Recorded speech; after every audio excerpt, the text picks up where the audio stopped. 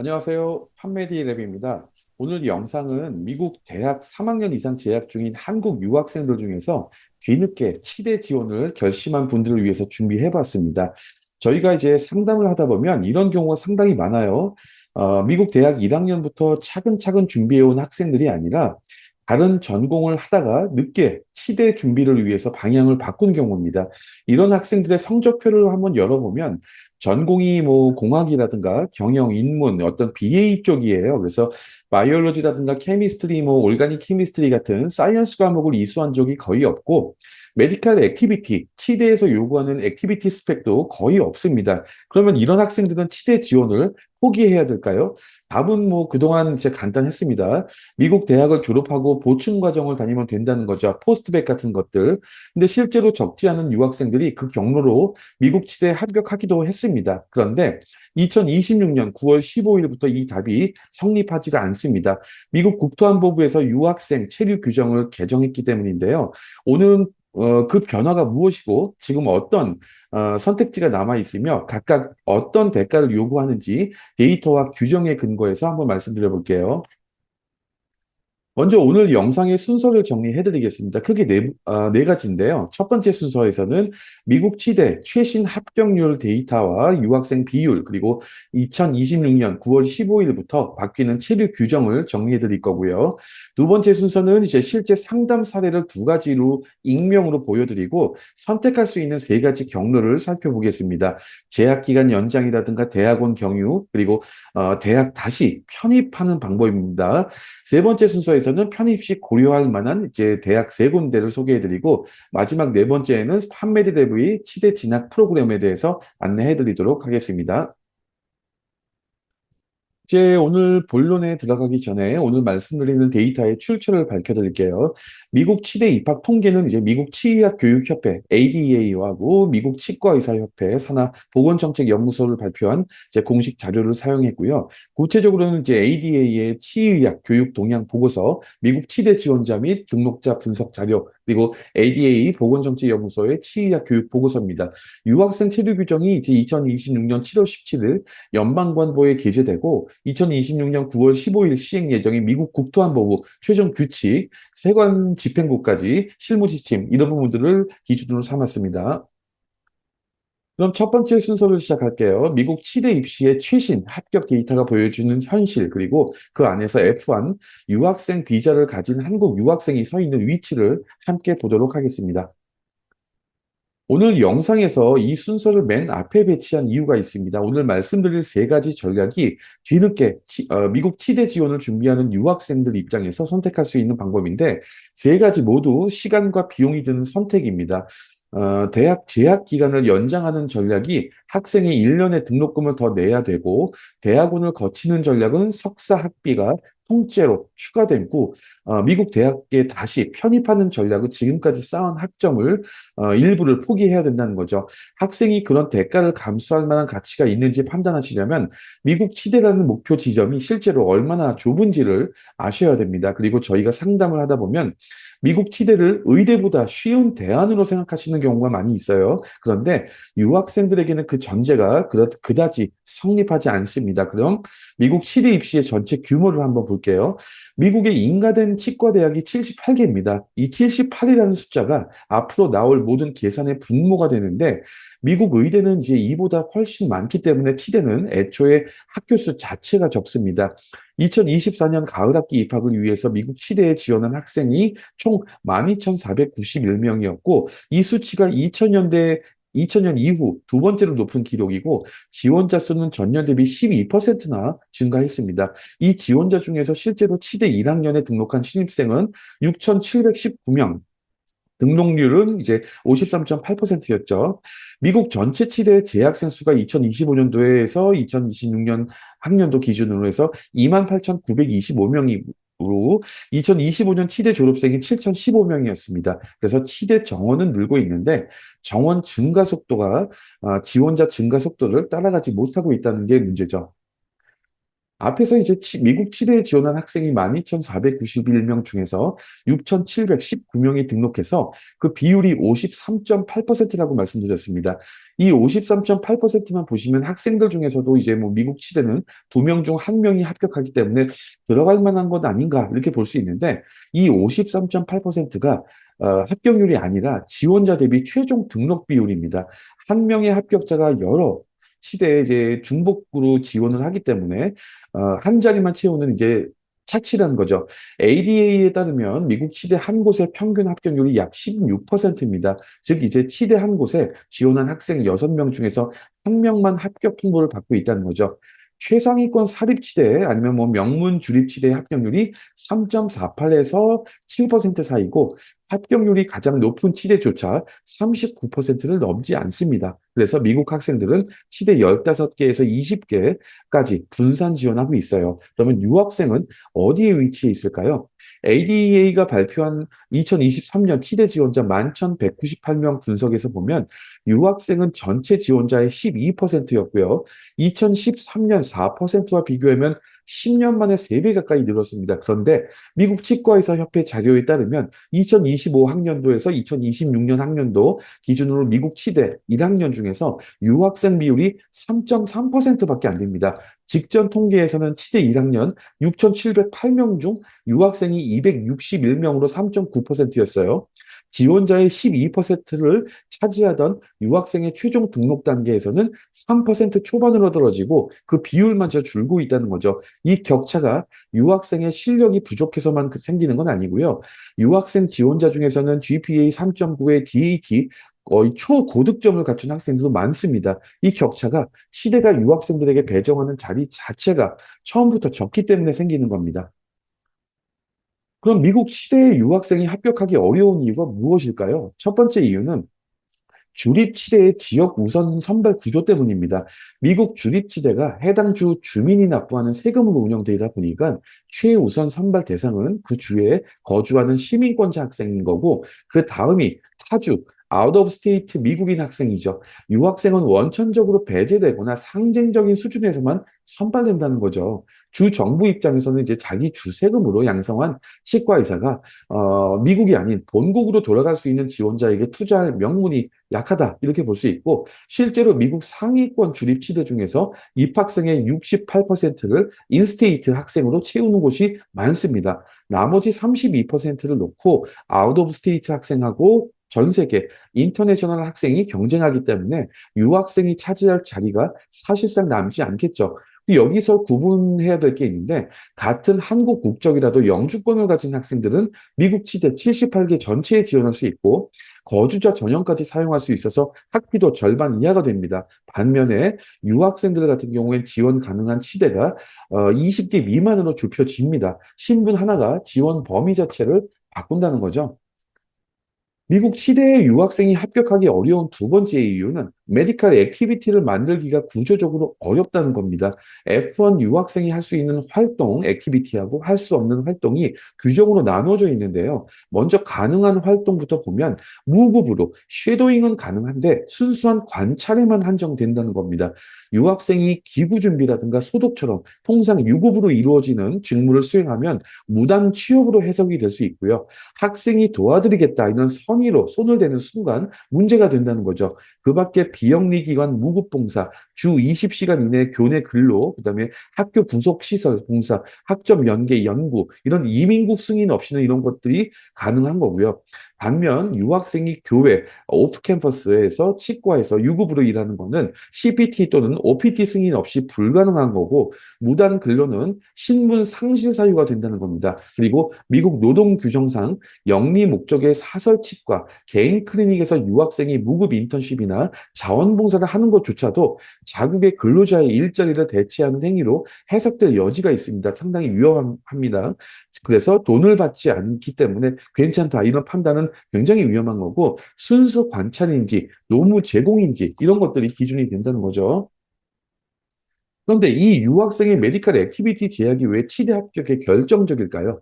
치대 통합 지원 시스템 SS의 활동 분류 체계를 보면 이해가 되는데 SS에서 덴탈 익스피리언스 항목은 학생이 직접 수행한 치과 업무 치과 보조나 기구 멸균, 환자 응대가 이런 데에 들어갑니다. 반면에 관찰만 한 거는 덴탈 쉐도잉 항목이고요. 두 항목 모두 공식적으로 선택 사항이 되는데 실무에선 다르죠. 덴탈 쉐도잉은 사실상 필수고 100시간 이상이 권장되는데 덴탈 익스피리언스도 강력히 권장됩니다. 여기서 중요한 원칙이 있는데 학생이 직접 수행한 임상 작업은 쉐도잉이 아니라 덴탈 익스피리언스에 들어갑니다. 본인이 손으로 한 일이 관찰이 아니기 때문이고요. 미국 학생들은 방학마다 치과에서 덴탈 어시스턴트로 일하면서 덴탈 익스피리언스를 채우는데 유학생들은 그 방법이 막혀 있다는 거죠. 그래서 유학생은 아무리 성실하게 준비해도 쉐도잉만 채우고 덴탈 익스피리언스는 공란으로 남깁니다. 같은 노력을 해도 지원서에 남는 밀도가 달라지는 개인의 노력만으로는 극복되지 않는 구조적인 차이라는 거죠. 유학생이 미국 치대에 합격하기 어려운 세 번째 이유는 치대 지원을 결심하는 시점이 너무 늦는 경우가 너무 많습니다. 미국 학생들이 고등학교 때부터 프리덴탈 경로를 인지하고 대학교 1학년 때부터 뭐 젠바이오라든가 제네럴 케미스트리 같은 걸 시작하죠. 2학년 때는 올고 올가닉 케미스트리나 3학년 때 바이오 케미스트리, 피지올로지, 뭐 아나토미 이런 것들 어퍼 버전의 사이언스를 이수하고 그 사이에 쉐도잉이라든가 말런티어 리서치 이런 것들 병행하면서 3학년 여름에 DAT를 시험을 보고 어플리케이션을 냅니다. 미국 학생들은 4년의 학부 생활 전체가 하나의 일정표로 짜여져 있는데 반면에 많은 유학생들이 전공을 선택할 때 취업 가능성이라든가 신분 유지를 우선으로 고려하다 보니까 미국에서 일할 수 있냐, OPT 기간이 긴 전공이냐, 뭐 이런 것들이 기준이 되다 보니까 공학 아니면 BA, 경영 아니면 퍼블릭 헬스 뭐 이런 GPA 따기 쉬운 곳으로 이제 진학하는 경우가 많죠. 그러다 보니까 2학년이나 3학년이 돼서 이제 미국 치대에 준비해야겠다, 지원을 하고 싶다라는 걸 떠올리는 거죠. 그 시점에 유학생의 성적표를 열어보면 선수 과목, 프리 리퀴짓은 30학점 이상 비어 있고 메디컬 액티비티는 거의 0입니다. 그런데 종전에는 답이 있었어요. 이런 것도, 이런 상황도.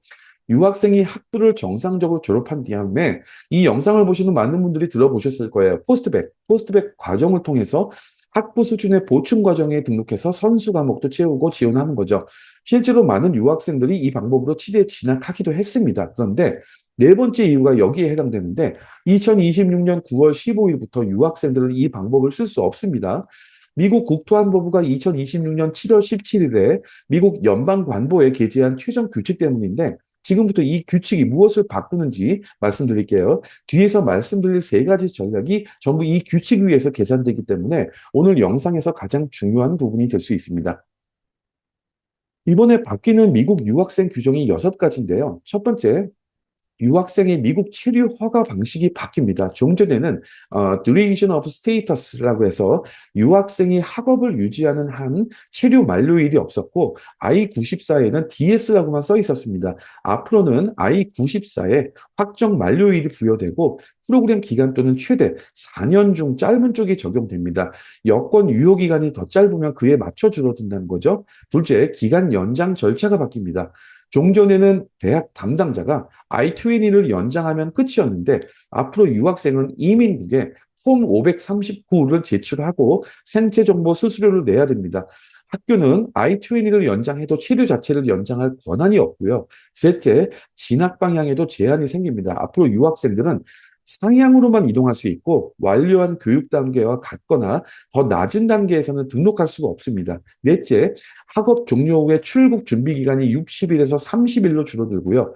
다섯째, 전공과 학교 변경에 제한이 생깁니다.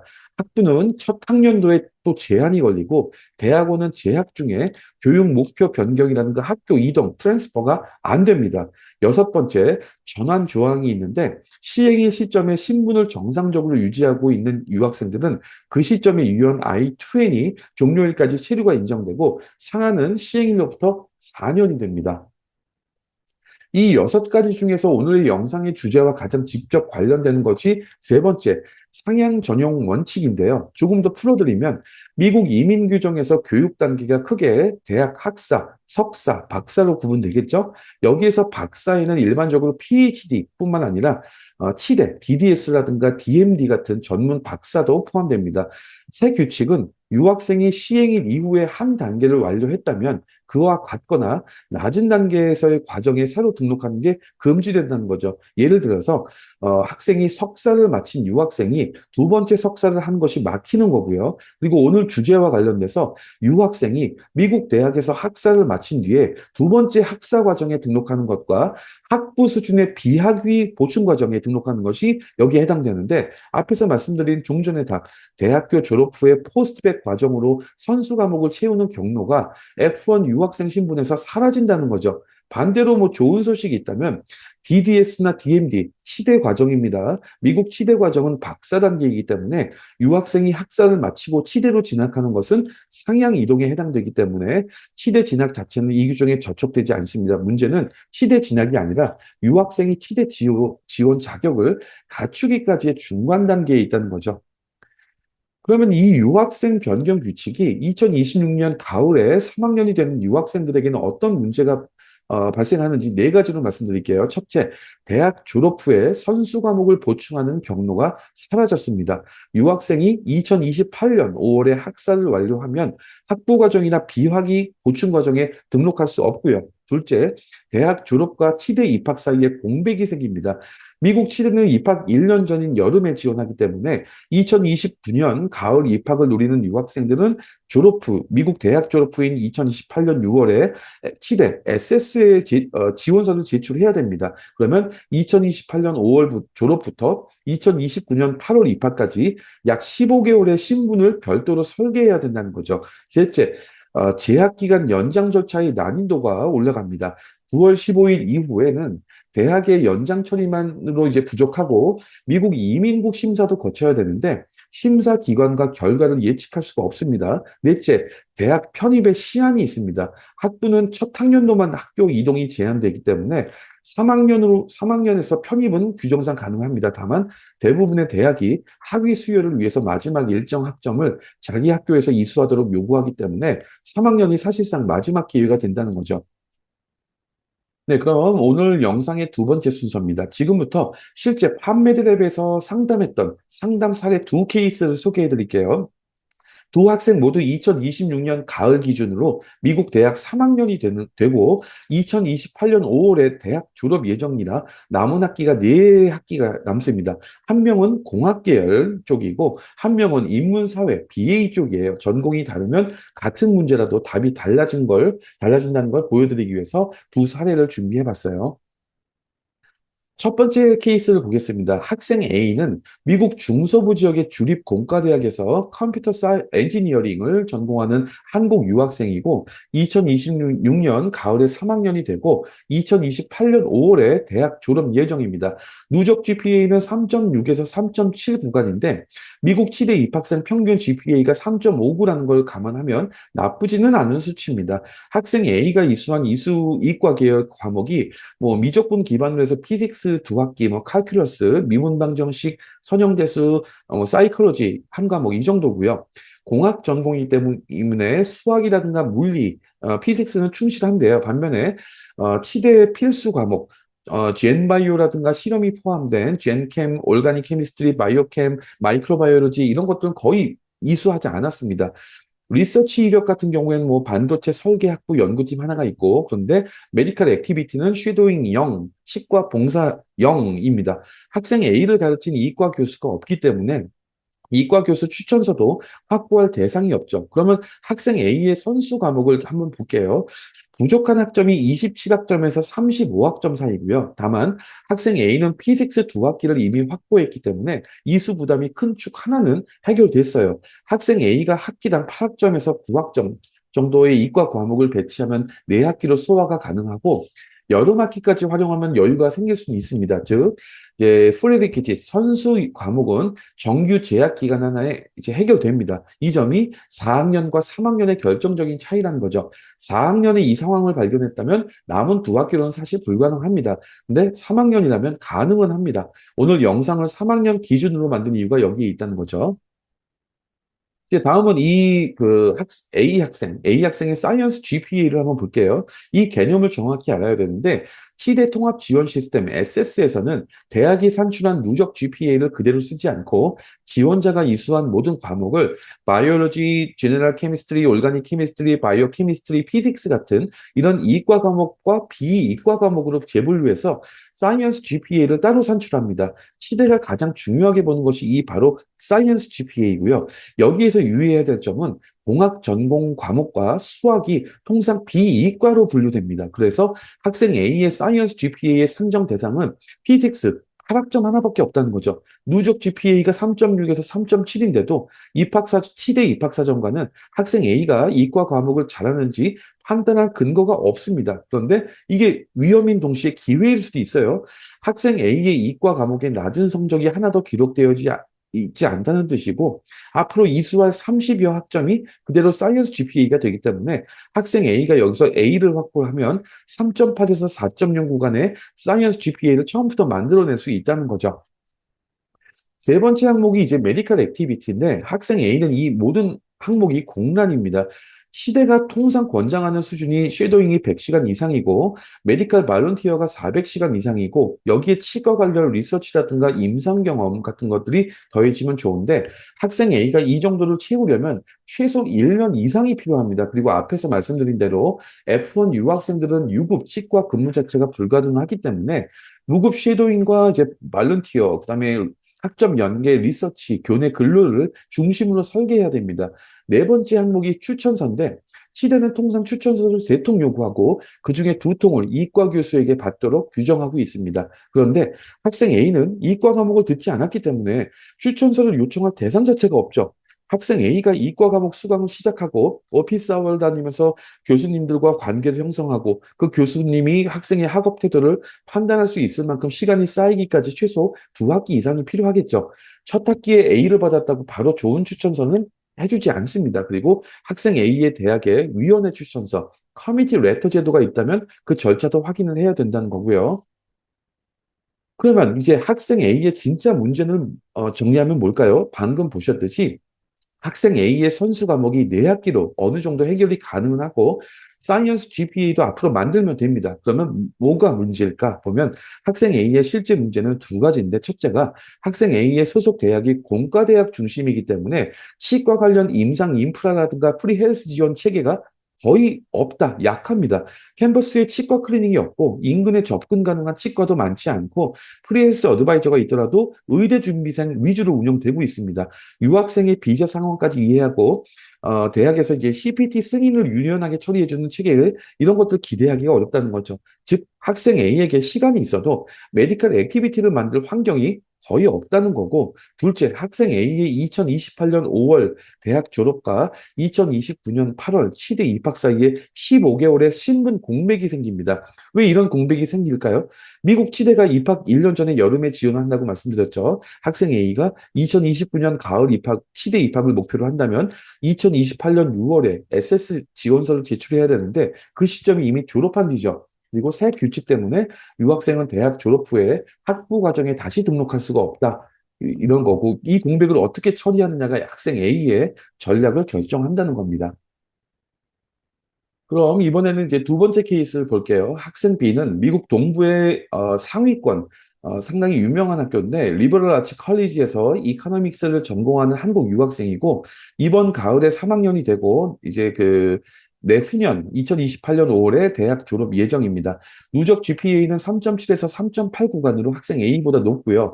학생 B가 이수한 이과 계열 과목이라는 게 이제 스탯 정도 그리고 이제 엔비ronmental 사이언스 한 과목이 전부고 실험이 포함된 과목이 하나도 없습니다.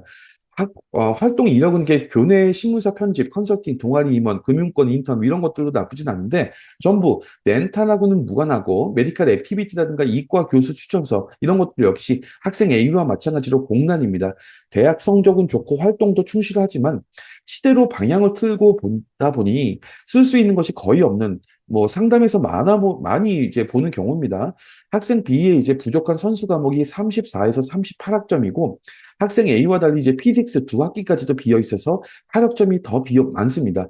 네 학기에 배치하면 학기당 9학점에서 10학점이 이과 과목이 되고 그중에 상당수가 실험 랩인데 실험 과목이 주당 3시간 내외 실습, 보고서 부담 이런 것들이 추가되는 거죠. 학생 B가 학기당 실험 과목을 3개씩 듣는 것도 무리한 편성이고요. 누적 3.7에서 3.8 이거는 이제 학생 A보다 높은데 이 평점이 전부 비이과 과목에서 나온다는 겁니다. 치대는 이제 이과 과목에서의 수행 능력을 보다 보니 SS에서 학생 B의 사이언스 GPA가 사실상 없다는 거죠. 또 여기서 주의해야 될 건 높은 누적 GPA가 오히려 학생에게 안도감을 주기 때문에 실제 위치를 잘못 생각하게 만들 수도 있다는 겁니다.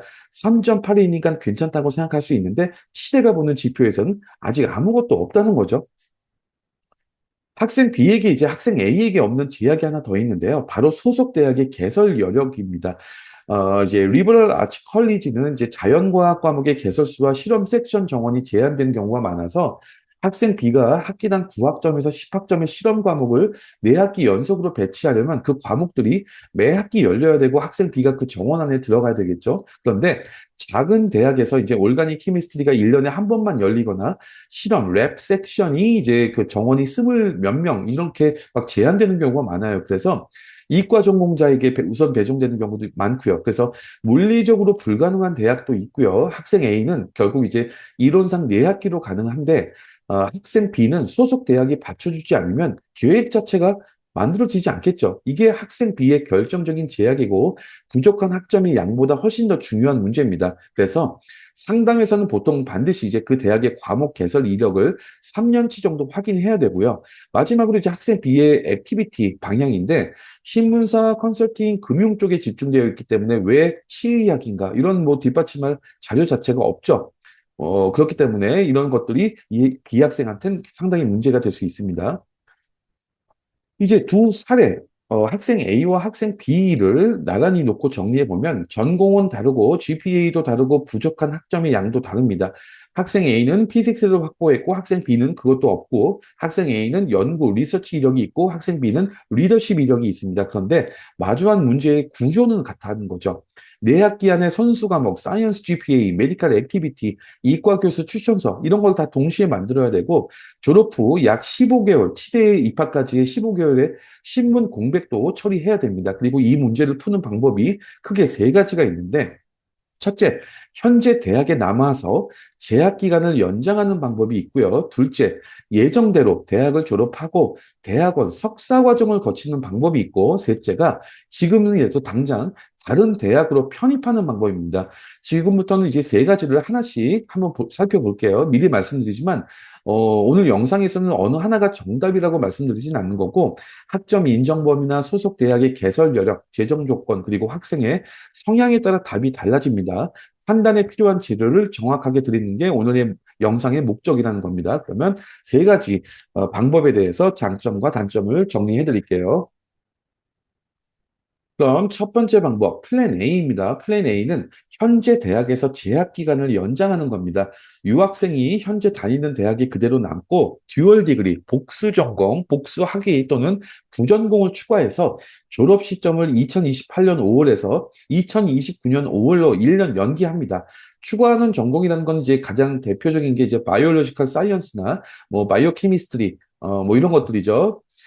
선수 과목으로 이제 들어가야 되는 과목들이 그 전공의 필수 과목하고 겹치기 때문에 좋고요. 그러면 두 가지가 동시에 해결됩니다. 첫째, 네, 그럼 첫 번째 방법, 플랜 A는 현재 대학의 재학 기간을 연장하는 겁니다. 유학생이 현재 다니는 대학에 그대로 남는 거고, 듀얼 디그리, 복수 전공이나 복수 학위 또는 이제 부전공을 추가해서 졸업 시점을 2028년 5월에서 2029년 5월로 1년 연기합니다. 추가하는 전공이 이제 바이올로지컬 사이언스 아니면 바이오 케미스트리가 일반적인데, 선수 과목으로 들어야 되는 이제 과목들이 그 전공의 필수 과목과 겹치기 때문이죠. 그러면 두 가지가 동시에 해결됩니다. 첫째, 학생이 선수 과목을 네 학기가 아니라 여섯 학기에 나눠서 들을 수 있고, 둘째, 지원 시점인 2028년 6월에도 여전히 미국 대학교 재학생 신문입니다. 일정이 보면 이렇게 되죠. 2026년 가을, 지금부터, 이번 가을부터 선수 과목을 시작하고 DAT는 올가닉 케미스트리를 마친 직후인 2027년 겨울에 1차 응시하고요. 결과가 미흡하면 2028년 봄에 재응시할 수 있고, 그다음에 SS는 2028년 6월 개시 첫 주에 제출하는데 치대는 순차 롤링 어드미션이라서 제출 시기가 합격률에 직접 영향을 줍니다. 그리고 이제 2029년 5월에 대학을 졸업하고 2029년 8월에 미국 치대에 입학하기 때문에 앞에서 말씀드린 15개월의 신문 공백이 해소가 됩니다. 네, 그럼 플랜 A의 장점을 먼저 말씀드릴게요. 첫째, 신분 설계가 가장 단순합니다. 대학 재학생 신분이 그대로 이어지기 때문에 신분 전환 지점이 치대에 진입할 때 한 번뿐이고요. 둘째, 학생이 선수 과목을 6학기에 분산할 수 있어서 학기당 랩 과목이 2개를 넘지 않습니다. 사이언스 GPA가 학점의 양이 아니라 평점으로 평가되기 때문에 3.9의 24학점이 3.5의 34학점보다 강력하다는 거죠. 셋째, 학부, 대학에서의 프리랜스 어드바이징하고 커뮤니티 레터 대상 자격을 유지할 수 있고요. 넷째, 교내 근로, CPT를 통해서 가능하고 학점 연계 연구 때문에 신분 위험 없이 메디컬 액티비티도 축적할 수 있습니다. 다섯 번째, 학생이 이미 쌓아놓은 전공 학점과 대학 이름을 그대로 유지할 수 있습니다. 그러면 플랜 A의 단점은 뭘까 볼게요. 첫째, 학부 등록금이 2학기분이 추가되기 때문에 사립대 기준으로 해서 뭐 6만, 7만 달러 정도가 생기는 거죠. 그다음에 대학의 승인이 필요합니다. 새 규칙에서 재학기간 연장이라는 게 승인되는 사유가 학업상 불가피한 사유, 진단서가 있는 질병, 학생이 통제할 수 없는 상황으로 한정됩니다. 여기서 대단히 중요한 점이 있는데 치대 선수 과목이 남았다는 것은 연장 사유가 되지 않는데 바이올로지컬 사이언스 복수학일 듀얼 디그리를 추가했다는 건 연장 사유가 됩니다. 학생이 학교 내에 있는 국제학센터에 가서 치대 준비 때문이라고 말하면 거절당하기 쉽기 때문에 학과 승인을 먼저 받아서 전공을 추가한 다음에 그 근거로 연장을 신청해야 됩니다. 셋째, 처리 시점에 따라서 난도가 달라집니다. 2026년 9월 15일 이전이면 대학 절차만으로 가능한데 이후에는 미국 이민국에 폼 I-539를 제출하고 심사도 또 기다려야 됩니다. 넷째, 소속 대학의 임상 인프라가 약하다면 그 문제는 그대로 남겠죠. 그리고 학생 A처럼 공과대학 캠퍼스에서 1년을 더 다닌다고 이제 개인 미국 치과 클리닉이 생기지 않는다는 거죠. 그리고 다섯 번째, 학생 B처럼 자연과학 개설 여력이 작은 대학이라면 6학기를 늘려봤자 의미 없죠. 결국 똑같이 못하는 건 마찬가지이기 때문에. 이번에 이제 두 번째 방법, 플랜 B는 대학을 졸업한 후에 대학원을 거치는 겁니다. 포스트백이 아니라 아예 석사 과정으로 가는 거예요. 유학생이 2028년 5월에 예정대로 대학을 졸업하고 바이오메디컬 계열 관련 석사, MS 쪽으로 가는 거죠. 진학하는 방법으로 학사에서 석사로 가는 건 상위 단계 이동이기 때문에 앞에서 말씀드렸던 유학생의 규칙, 변경되는 규칙에서도 부합합니다. 일정을 보면 석사 재학이 2028년 가을부터 2030년 봄까지입니다. DAT는 석사 1년 차에 응시하고 SS 치대 지원은 2029년 6월에서 2030년 6월 정도에 제출하고 치대 입학은 2030년 8월에서 31년 8월이 된다는 거죠. 여기서 눈여겨볼 거는 신분 전환 지점인데 학사 완료하고 석사 진입하고 석사 완료하고 치대 진입까지 총 4번입니다. 이 숫자가 나중에 중요해집니다. 어떤 석사를 선택하느냐도 굉장히 중요한데 학생 A처럼 공학 학사를 가진 유학생이라면 바이오메디컬 계열 석사가 현실적이고요. 공학 학사를 그대로 받아주기 때문에 생물 배경 없어도 입학이 가능하고 공중보건 퍼블릭 헬스 석사도 학부 전공을 가리지 않습니다. 그런데 플랜 B의 장점을 5가지로 정리하면 첫째, 규정 해석의 여지가 없고요. 세 방법 중에서 세 규칙 아래에서 가장 명확하게 허용되는 경로고요. 둘째, 대학원 성적으로 이과 평점도 보강할 수 있습니다. 학부 GPA가 3.3이나 3.4에 머문 학생들은 에게는 이제 유일한 회복 수단일 수 있고요. 셋째, 연구 실적을 체계적으로 쌓을 수 있기 때문에 연구를 중시하는 치대에서 차별점이 되고요. 넷째, 공중보건 석사처럼 필수 실습이 커리큘럼에 포함된 과정을 선택하면 CPT 승인 근거가 명확해집니다. 실습이 졸업 요건이면 대학이 CPT를 거절할 이유가 없기 때문에 유학생이 임상활동을 합법적으로 확보할 수가 있다는 거죠. 그러면 이번에는 플랜 B의 단점을 한번 볼게요. 첫째, 시대 입학 시점이 플랜 A보다 1년에서 2년까지 늦어집니다. 둘째, 유학생이 학부 4년 등록금을 이미 지출한 상황에서 대학원 등록금이 또 추가되는 구조이기 때문에 비용도 불리하죠. 셋째, 이게 이제 실무에서 가장 큰 장애물인데 대부분의 이제 바이오메디칼 석사 과정이 학부 선수 과목을 이미 마친 지원자를 전제로 설계되어 있기 때문에 유학생이 올가닉 케미스트리 랩이라든가 제네럴 바이올로지, 젠바이오 랩 같은 학부 기초 과목을 석사 과정에서 듣기가 어렵습니다. 대학원 수준의 바이오 케미스트리나 이제 피지올로지 같은 과목이 학부 올가닉 케미스트리 랩을 대체해주지 않고요. 넷째, 학생 B와 같이 인문사회, 그 BA 계열 학사는 바이오메디칼 석사 입학 자체도 어렵고 현실적으로 남는 게 퍼블릭 헬스 정도 석사 과정입니다. 그리고 다섯 번째, 대학원의 유학생은 재학 중에 교육 목표를 변경할 수 없고 학교 이동도 막혀 있습니다. 치대에 합격해도 석사를 끝내고 가야 되기 때문에 석사 종료 시점하고 치대 입학 시점이 어긋나지 않도록 처음부터 역산해서 잘 설계해야 됩니다. 여섯 번째, 학부 프리랜서 어드바이징이라든가 커뮤니티 레터 대상에서 제외되고요. 일곱 번째, 신분 전환 지점이 네 번째로 가장 많고 그때마다 폼 I-539 제출이나 출국 후에 재입국이 필요할 수 있습니다. 또 주의할 게 유학생은 이제 박사 과정을 선택하면 안 되고요. 절대. 시대 과정이 DDS, DMD가 박사 단계이기 때문에 박사 과정을 먼저 마치면 박사에서 박사로 가는 같은 단계 이동이 막혀 있기 때문에 치대 진학이 또 차단될 수 있습니다. 세 번째 방법은 플랜 C, 이거는 이제 미국 대학으로, 다른 대학으로 편입하는 방법입니다. 유학생이 2027년 봄이나 가을에 프리덴탈 환경이 잘 갖춰진 대학으로 편입하는 방법으로 미국 대학 학부가 첫 학년도, 1학년도 학교만 이동이 제한되기 때문에 3학년일 경우에 3학년 시점에서의 다른 대학으로 편입이 규정상 가능합니다. 일정은 학점 인정 범위에 따라 달라지는데 인정 폭이 넓으면 졸업이 2029년 5월쯤이 되고 좁으면 2030년으로 밀립니다. DAT는 2028년 봄 전후에 응시하고 치대 입학은 2029년 8월이나 2030년 8월이 되는 거죠. 신분 전환 지점이 편입할 때와 치대에 진입할 때 총 두 번이기 때문에 플랜 A의 한 번보다는 많고 플랜 B의 네 번보다는 적습니다. 그런데 이제 편입이 왜 검토 대상이 되는지 그거를 말씀드리면 플랜 A는 시간을 벌 수는 있는데 환경은 그대로고 플랜 B는 환경이 바뀌지만 미국 대학생이라는 지위를 잃습니다. 편입이라는 건 학부생 지위를 유지한 채 환경을 바꾸는 거기 때문에 학생 A처럼 임상 인프라가 약하거나 학생 B처럼 개설 여력이 부족한 대학에 다니는 경우에 의미를 가질 수 있죠. 그럼 플랜 C의 장점 다섯 가지를 볼게요. 첫 번째, 환경 자체를 바꿀 수 있고요. 시대의 스펙을 만들 수 있는 환경 자체를 바꿀 수 있다는 겁니다. 임상 인프라나 커뮤니티 레터 제도, 자규치대, 국제학생처의 뭐 행정 유연성 이런 잘 갖춰진 대학으로 이동하는 거고요. 둘째, 미국 대학생 신분이 유지되기 때문에 프리헬스 어드바이징이라든가 커뮤니티 레터 자격이 남고요. 셋째, 학점 인정 범위에 따라서 졸업 시점이 뒤로 밀리면서 신분 공백 문제도 함께 해결됩니다. 그래서 플랜 A처럼 학생이 연장 승인, 사유를 만들 필요가 없고요. 넷째, 사립대에서 주립대로 편입하면 연간 학비가 절반 이하로 내려가는 경우도 있습니다. 다섯 번째, 신분 전환 지점이 두 번으로 플랜 B보다 훨씬 적습니다. 그렇지만 이제 학부 편입, 다른 대학으로의 편입도 트랜스퍼도 이 플랜 C도 단점이 있어요. 첫 번째, 학점이 손실이 발생합니다. 새로운 대학에서의 학점 인정법이 좁으면 기관과 비용이 오히려 플랜 B보다 커질 수 있고요. 이게 가장 큰 변수고요. 학생이 사전에 확인하지 않으면 계산 자체가 불가능해집니다. 둘째, 학생이 현재 다니는 대학의 학위, 이름 이런 건 다 포기해야 되죠.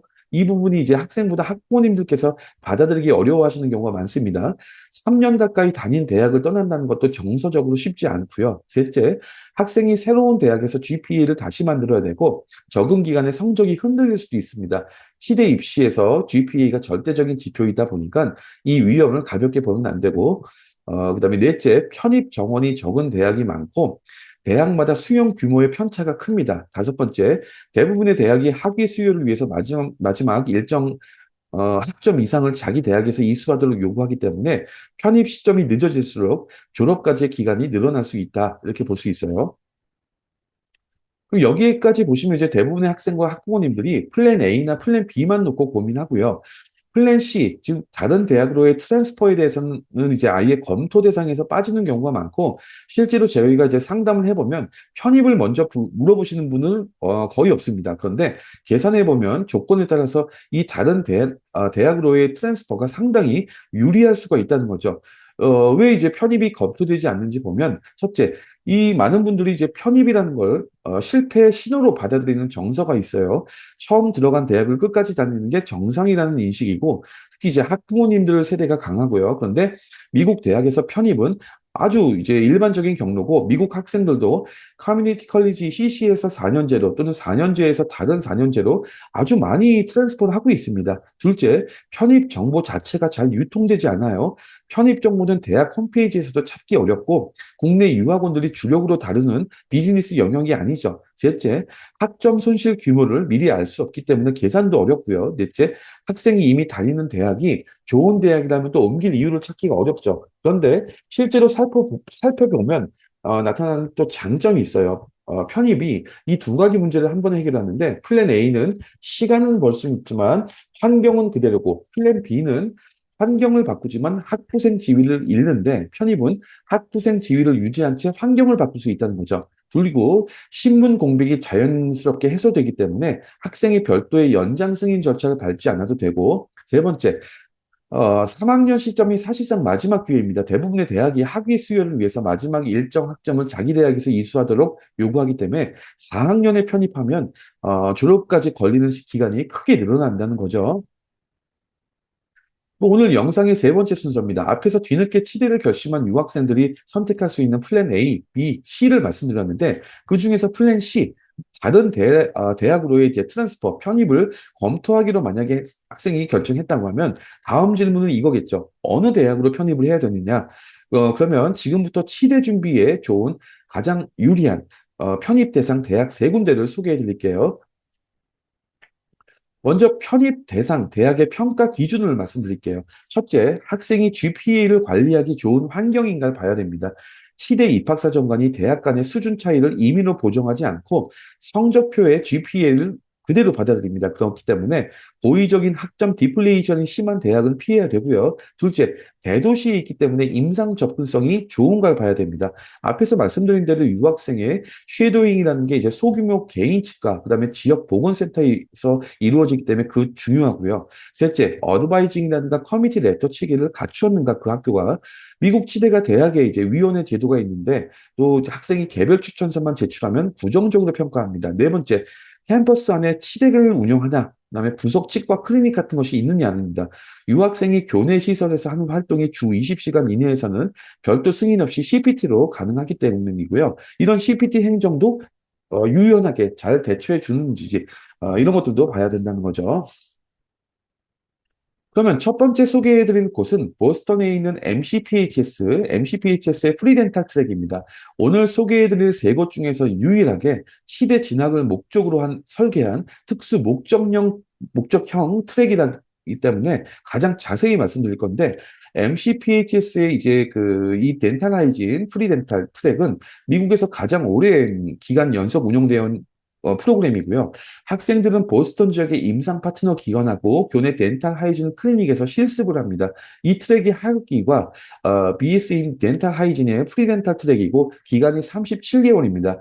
4년이 아니라 37개월인 이유는 연중 학기를 운영하기 때문에 기간이 압축돼 있고요. 입학 단계는 신입 또는 편입 1학년, 그다음에 이제 편입 경로가 학교 안내에 명시돼 있고요. 커리큘럼이 두 구간인데 앞에 21개월은 이제 코어 구간으로 치대 선수 과목이 편성되어 있고 뒤에 16개월은 프로페셔널 페이스로 교내 클리닉이 실습이 진행이 됩니다. MCPHS가 밝히는 이 트랙의 특징이 치대 선수 과목이 완벽하게 구성되어 있고 쉐도잉이라든가 이제 여러 가지 덴탈 관련된 봉사활동 그다음에 이제 익스피리언스가 이 프로그램 안에 모두 다 내장되어 있다는 겁니다. 그래서 소규모 강의로 운영된다는 것 이것도 유리하고요. 그런데 오늘 MCPHS를 소개해드리는 가장 중요한 이유가 있는데 이 학교가 공개한 자료에 따르면 MCPHS의 이 프리덴탈 트랙은 최근 3년간 이 트랙을 이수하고 미국 치대에 지원한 학생 전원이 100% 미국 치대에 다 합격했다는 겁니다. 보통 이제 그 미국의 명문 치대들이죠. BU, 보스턴 유니버시티라든가 터프츠, NYU, USC, 서던 캘리포니아나 웨스턴 유니버시티 같은 곳들에 100% 취업이 그 치대에 합격했다는 거고요. 이런 경우는 굉장히 드물죠. 미국 치대 1학년 중에서 유학생 비율이 3.3%인 환경에서 이 지원자 전원이 합격했다는 거는 굉장히 놀라운 일이고요. 어, 그런데 이제 이런 결과가 왜 나올 수 있었을까요? 앞에서 유학생의 결핍이 이제 선수 과목, 프리레퀴즈, 사이언스 GPA, 메디컬 액티비티, 이과 교수 추천서 이런 것들이 있다고 말씀드렸잖아요. 이 트랙이 그 네 가지를 하나의 커리큘럼 안에서 다 처리를 해줍니다. 첫째, 선수 과목이 앞에 21개월 구간에 편성되어 있기 때문에 학생이 여러 대학의 개설 일정을 맞춰서 과목을 짜 맞출 필요가 없고요. 학생 B의 결정적인 제약이 뭐였죠? 개설 여력, 학교가 리버럴 아츠 퀄리티다 보니까는 어떤 사이언스 과목들에 대한 개설 여력의 문제가 있다고 했잖아요. 그런데 이곳은 아예 그런 문제가 발생하지 않고요. 두 번째, 사이언스 GPA가 그 과목들을 이수하면서 자연스럽게 형성되고 소규모 강의이기 때문에 상대평가 불이익도 적습니다. 세 번째, 메디컬 액티비티가 뒤에 16개월 구간에서 학교 안에서 온캠퍼스에서 클리닉 실습으로 자연스럽게 채워지고요. 넷째, 소규모 프로그램이기 때문에 이과 교수님, 치과 전문 교수진 양쪽에서 강력한 추천서를 확보할 수 있습니다. 또 여기에서 말씀드리고 싶은 게 일반 대학으로 편입하면 학생이 선수 과목 메디컬 액티비티 추천서 각각 다 스스로 혼자서 따로 만들어야 되고 그 과정이 몇 학기, 몇 년이 소모됩니다. 반면에 이 트랙은 네 가지가 커리큘럼 안에 이미 설계되어 있기 때문에 뒤늦게 치대를 준비하는 한국 유학생들에게 가장 부족한 자원이 시간이라는 점에서 이런 것들을 보완할 수 있다는 거죠. 두 번째로 소개해드릴 곳은 이제 클리블랜드에 있는 케이스 웨스턴 리저브 유니버시티입니다. 앞에 MCPHS가 특수 목적형 트랙이었다면 그 케이스 웨스턴 같은 경우에는 일반 종합대학 유니버시티입니다. 편입이 특수한 프로그램에서만 성립하는 것이 아니다는 걸 보여주기 위해서 소개해드리는데 학부 합격률이 약 30%고요. 먼저 GPA 관리를 보면 이 대학은 이제 플러스와 마이너스 없는 단일 문자 학점제를 운영합니다. 90점이든 100점이든 동일한 4.0이기 때문에 최상위권 학생들에겐 유리한데 89점을 받은 학생들은 다른 대학이라면 B 플러스일 것을 여기서 B로 받게 된다는 거죠. 둘째, 케이스 웨스턴은 이제 대도시 임상 인프라가 너무 좋습니다. 캠퍼스 안에 클리블랜드 클리닉이라든가 유니버시티, 호스피탈, 메트로 헬스가 통합된 형태로 자리 잡아서 미국 최대급 메디컬 클러스터를 형성하고 있습니다. 셋째, 어드바이징인데 헬스케어 어드바이저가 직접 작성하는 커뮤니티 레터 제도를 유지하고 있어서 유학생의 학부 환경을 대학 차원에서 변호해 주는데 이 제도를 폐지한 대학들과 대비되는 지점이고요. 넷째, 캠퍼스 안에 치대 인프라가 있는데 여기가 결정적인 차별점입니다. 자교 치대인 그 케이스 웨스턴의 치대는 정원 78명 중에서 24%, 약 이제 19명 정도를 유학생으로 선발합니다. 다수의 치대가 정원의 5% 이하만 유학생에게 배정하고 있는데 이 케이스 웨스턴은 이제 자교 치대를 입학할 수 있는 현실적인 목표가 될 수 있다는 거죠. 그리고 케이스 웨스턴은 또 CPT 행정이 상당히 그 잘 훌륭하게 운영이 되고 있고요. 국제학생 전용 옵저버십 프로그램도 운영하고 있어서 학교에서 유학생이 개별 치과 의사에게 이제 연락할 필요 없이 이제 관찰 시간이라든가 수료증까지 확보할 수 있습니다. 세 번째로 소개해드릴 곳은 뉴저지에 있는 럿거스 유니버시티, 뉴 브런스윅 캠퍼스입니다. 럿거스 주립 연구 중심 대학이고 타주 학생 기준으로 학부 합격률이 65%로 세 곳 중에서 진입 가능성이 가장 높고 편입 수용 규모도 가장 큽니다. 먼저 GPA를 보면 거대한 공립대답게 케미스트리라든가 올가닉 케미스트리의 탈락률이 높은 과목들이 있는데 극단적인 강제 커브보다는 이제 학업 양으로 거르는 편이기 때문에 학생이 여름 계절 학기를 활용하면 GPA 3.8 이상도 노릴 수 있고요. 둘째, 대도시 임상 인프라를 보면 이제 그 대학병원 등의 거대한 의료 인프라가 학교 주변과 학교 안에 있기 때문에 유학생들이 노동 허가 없이 수행할 수 있는 의료 자원봉사 기회가 풍부합니다.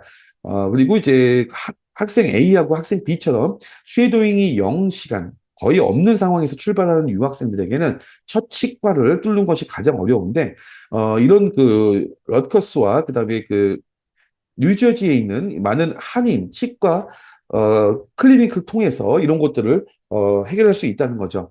그다음에 여기 또 셋째, 어드바이징을 보면 이 부분이 이제 이 대학의 명확한 약점이 될 수 있는데, 보건 전문 사무실이 전통적인 커뮤니티 레터를 폐지하고 규격화된 보증 서한으로 전환했고, 합격률 통계를 유지하기 위해서 합격선에 아슬아슬한 학생들에게 지원을 포기하도록 권장하는 성향이 보고되고 있다. 그래서 이런 부분들이 약간 단점으로 보여집니다.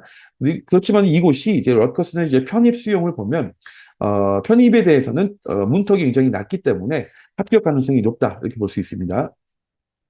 오늘 영상의 마지막 네 번째 순서입니다.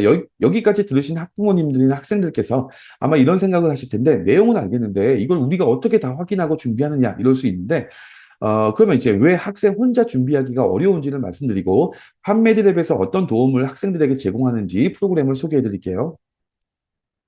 유학생이 뒤늦게 미국 치대를 준비하는 이제 그 혼자 감당하기 어려운 일을 말씀드리면, 첫째, 유학생 비자 규정이 이번에 바뀌었는데 해석이 아직 정리되지도 않았습니다. 9월 15일 시행 규칙에 대해서 대학마다 국제학생처의 실무 해석이 다르고요. 어떤 대학은 복수 학위 추가로 연장이 가능하다 이렇게 얘기하는데, 어떤 대학은 또 이민국 심사를 받아야 된다 이렇게 얘기하고 있어요. 학생이 받는 답이 다른데 어느 답이 맞는지 학생은 사실 판단할 수 없죠. 둘째, 78기가 되는 미국 치대의 조건이 전부 다르고 매년 바뀝니다. 선수 과목 인정 범위라든가 뭐 학점 정책, 국제학생 수용 여부, 재정 증명 요건 이런 것들이 이제 치대마다 다르죠. 그리고 셋째, 편입 학점 인정이 대학의 예비 심사를 요청해야 되만 알 수 있습니다. 학생 개인이 요청했을 때와 기관이 요청했을 때 응답 속도와 구체성도 다르다는 거죠. 이 결과가 없으면 플랜 A, 플랜 C, 플랜 B 어느 쪽이 나은지 계산 자체가 안 됩니다. 그다음에 넷째, 되돌릴 수 없는 판단이 있죠. 졸업 신청서 제출하고 9월 15일 이전에 I-20 연장 처리하고 SS 활동 항목, 기재 이런 것들이 한 번 결정되면 수정도 안 되는데, 이걸 혼자서 그 결정을 할 수가 없죠. 다섯째, 학생이 지금 학기의 성적도 지켜야 되고, 이제 조사 이런 거 서치를 하고 알아보는 것에 시간을 쓰게 되면 GPA가 떨어질 수 있고, GPA는 이 계획 전체의 기반이 된다는 거죠. 그리고 국내 유학원이나 AI도 한계가 있죠. 유학원이 대부분 이제 SS 활동 분류나 사이언스 GPA 이런 재산점 같은 치대 입학 사정 영역을 다루지 않기 때문에 모르고, AI도 이런 것까지 정확하게 해석해 주지 못한다는 거죠.